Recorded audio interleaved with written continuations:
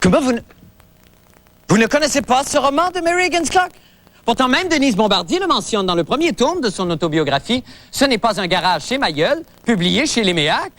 Alors, pour parler à votre flagrant manque de culture, je m'en doutais, j'ai préparé une petite adaptation cinématographique de ce fabuleux roman. Mary Higgins Clark. Dors, ma jolie. Il regarda avec attention autour de lui en sortant de sa voiture. Personne.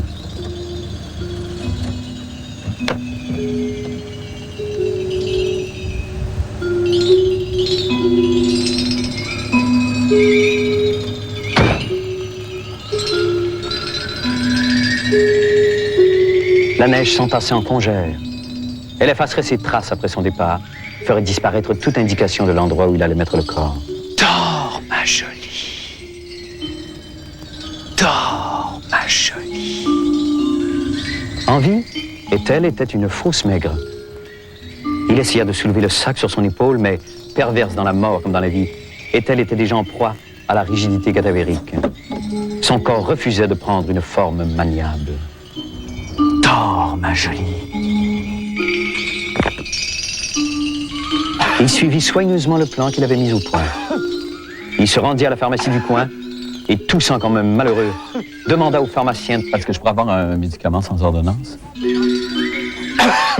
De retour chez lui, il alla intentionnellement bavarder avec la vieille idiote qui habitait 2 portes plus loin et s'évertuait à se lier d'amitié avec lui. « Bonjour, vieille idiote. »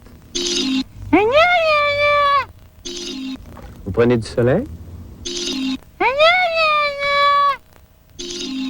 Vous avez fait vos courses?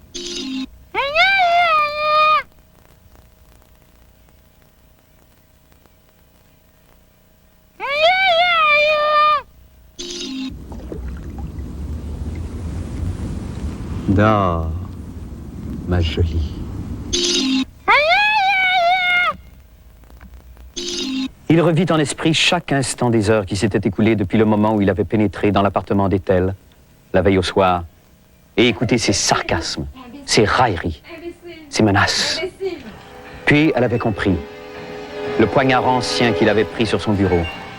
Son visage était empreint de frayeur. Et elle avait lentement reculé, reculé, reculé.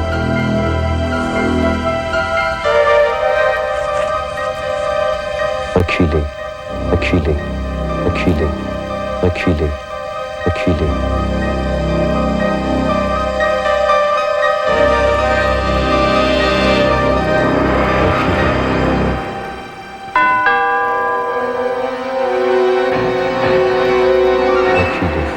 Reculé, pour s'effondrer finalement sur le sol carrelé.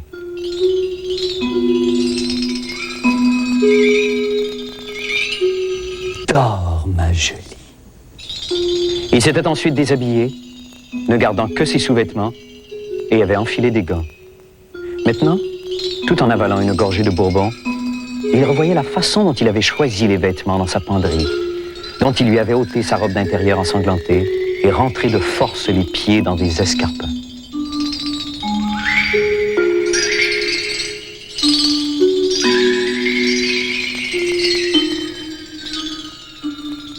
En avalant la dernière gorgée de bourbon, il se rendit compte qu'il avait commis une seule et fatale erreur. Et il sut qu'il s'en apercevrait inévitablement.